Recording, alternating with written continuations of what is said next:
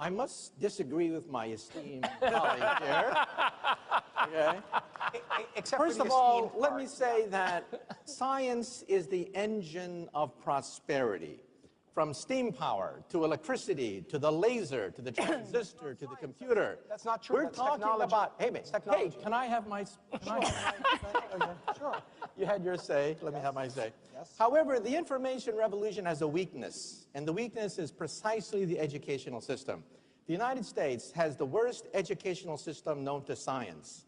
Our graduates compete regularly at the level of third world countries. So how come the scientific establishment of the United States doesn't collapse? If we're producing a generation of dummies, if the stupid index of America keeps rising every year, just watch network television and reality shows, right? How come the scientific establishment of the United States doesn't collapse? Let me tell you something. Some of you may not know this. America has a secret weapon. That secret weapon is the H-1B. Without the H-1B, the scientific establishment of this country would collapse. Forget about Google. Forget about Silicon Valley. There would be no Silicon Valley without the H-1B. And you know what the H-1B is? It's the genius visa, okay? You realize that in the United States, 50% of all PhD candidates are foreign-born. At my system, one of the biggest in the United States, 100% of the PhD candidates are foreign-born. The United States is a magnet sucking up all the brains of the world, but now the brains are going back.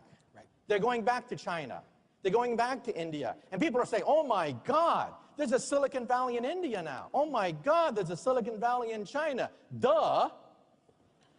Where did it come from?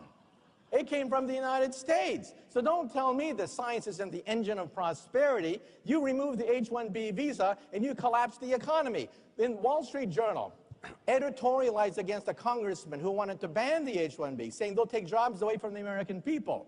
The Wall Street Journal said, look, there are no Americans who can take these jobs. These are at the highest level of high technology. They don't take away jobs from Americans. They create entire industries.